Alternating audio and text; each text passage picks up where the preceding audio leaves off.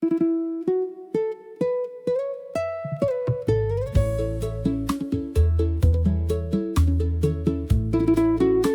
abad ke-19, kelapa sawit mulai diperkenalkan ke Hindia Belanda sebagai tanaman percobaan.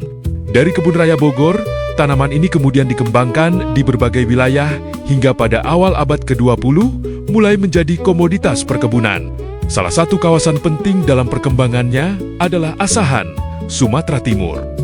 Tahun 1927, sebuah kamera merekam kehidupan industri perkebunan di kawasan ini. Di hadapan kita terbentang perkebunan kelapa sawit yang dikelola dalam skala besar, lengkap dengan pekerja, mesin, transportasi, dan fasilitas pengolahan. Film ini dibuat oleh Willy Mulans dari HG Film untuk memperlihatkan perkembangan industri sawit dan teknologi pengolahannya. Kawasan yang paling kuat dikaitkan dengan rekaman ini adalah wilayah Asahan, khususnya Pulau Raja. Di kawasan inilah, perkebunan kelapa sawit berkembang sejak awal abad ke-20. Pada 1911, Adrian Halit telah mengembangkan perkebunan sawit komersial di Pulau Raja. Ketika kamera datang sekitar 1927, kawasan tersebut telah berkembang menjadi bagian dari industri perkebunan yang jauh lebih besar dan terorganisasi.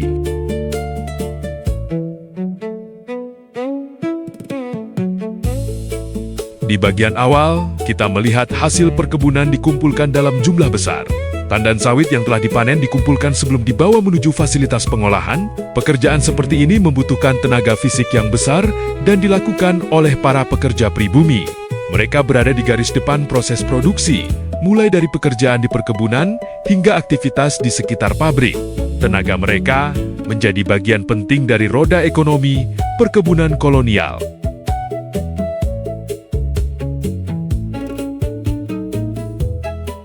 Pada masa Hindia Belanda, masyarakat perkebunan memiliki struktur sosial yang bertingkat. Pekerja pribumi umumnya menangani pekerjaan lapangan dan fisik, sementara posisi administrator, pengawas, dan teknis lebih banyak ditempati orang Eropa.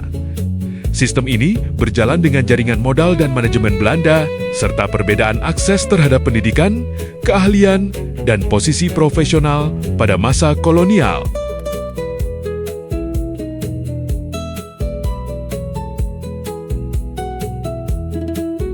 Setelah dipanen, tandan sawit dibawa menuju pabrik menggunakan kereta angkut yang berjalan di atas rel. Sistem transportasi ini membuat hasil perkebunan dapat dipindahkan secara teratur dan langsung menuju fasilitas pengolahan. Dari sini, tandan sawit masuk ke rangkaian proses berikutnya, mulai dari penerimaan buah hingga pengolahan minyak sawit. Kini kamera membawa kita ke dalam lingkungan pabrik. Bangunannya besar dengan rangka besi, lantai kerja, jalur pengangkutan, pipa, roda, dan mesin yang tersusun dalam satu sistem. Pemandangan ini menunjukkan bahwa industri perkebunan tersebut tidak lagi sekadar mengandalkan karya-karya sederhana. Pada 1927, fasilitas seperti ini memperlihatkan penerapan teknologi mekanis yang cukup maju untuk mengolah hasil perkebunan dalam jumlah besar dan secara lebih teratur. Tandan yang tiba di pabrik kemudian masuk ke berbagai tahapan pengolahan. Buah dapat ditimbang terlebih dahulu, lalu diangkat menggunakan elevator menuju bagian berikutnya.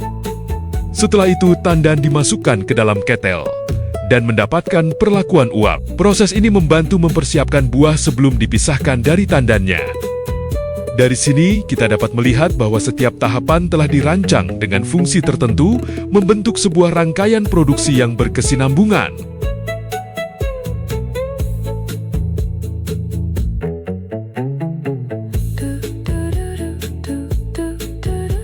Setelah melalui proses awal, buah masuk ke mesin perontok dan pemisah. Daging buah kemudian diproses melalui pengepresan untuk mengeluarkan minyak. Minyak yang masih bercampur air dan kotoran selanjutnya masuk ke tangki klarifikasi.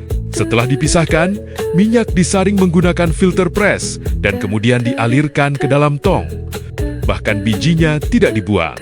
Biji dipecahkan, inti sawit dipisahkan, lalu dikirim ke Eropa untuk diproses lebih lanjut.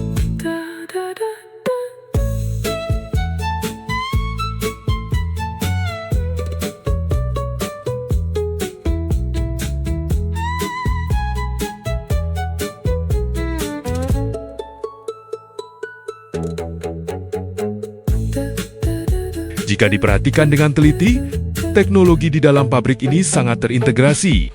Ada mesin penimbang, elevator, kettle sterilisasi, mesin perontok, alat pemisah, pompa, pengepres, tangki klarifikasi, filter press, hingga sistem tenaga dan mesin uap.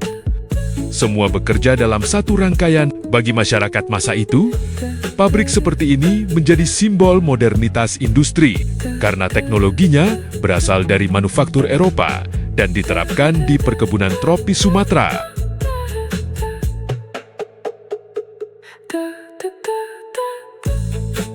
Salah satu bagian paling menarik terlihat pada mesin yang memiliki plat bertuliskan De Etna, Amsterdam. Film ini berkaitan dengan Geber, Stork & Co., perusahaan mesin Belanda yang memproduksi instalasi industri.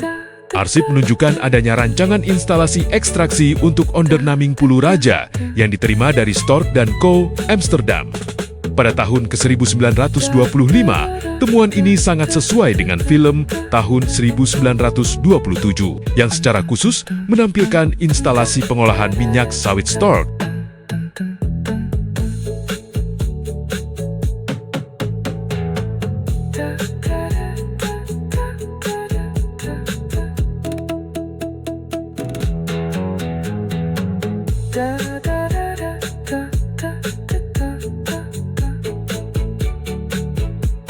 Namun, film ini juga memiliki sudut pandang yang perlu kita pahami. Sebagai film perusahaan, kamera lebih banyak menampilkan keberhasilan produksi, keteraturan pabrik, kecanggihan mesin, dan efisiensi kerja. Kehidupan para pekerja tidak menjadi fokus utama.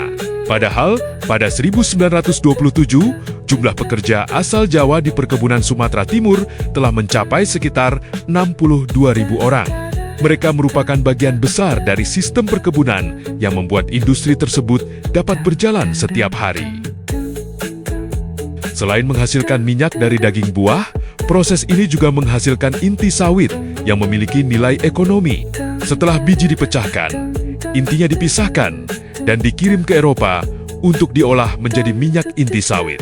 Dengan demikian, hampir setiap bagian dari buah dimanfaatkan. Sistem ini menunjukkan bagaimana perkebunan pada masa itu tidak hanya mengejar jumlah produksi, tetapi juga berusaha memaksimalkan nilai dari setiap hasil yang diperoleh.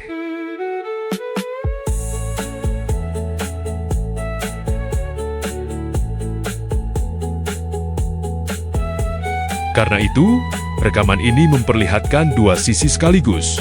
Di satu sisi terdapat teknologi modern, bangunan industri yang tertata, mesin-mesin dari Eropa, dan sistem produksi yang efisien. Di sisi lain, terdapat pembagian peran dan kedudukan antara pekerja pribumi dengan pejabat atau administrator Eropa.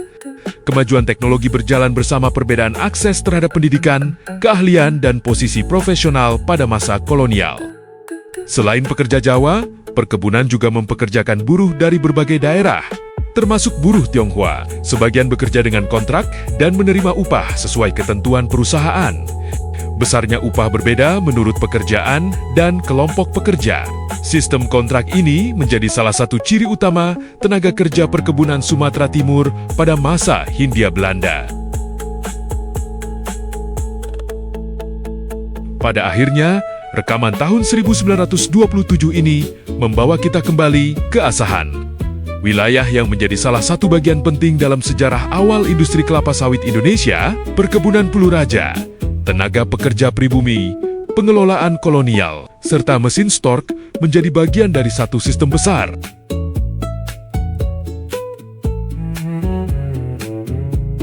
Apa yang terlihat di layar bukan hanya proses membuat minyak sawit, tetapi potret sebuah zaman ketika teknologi industri Eropa bertemu dengan sumber daya dan tenaga manusia di Sumatera. Rekaman ini menjadi saksi perjalanan panjang industri sawit di Indonesia.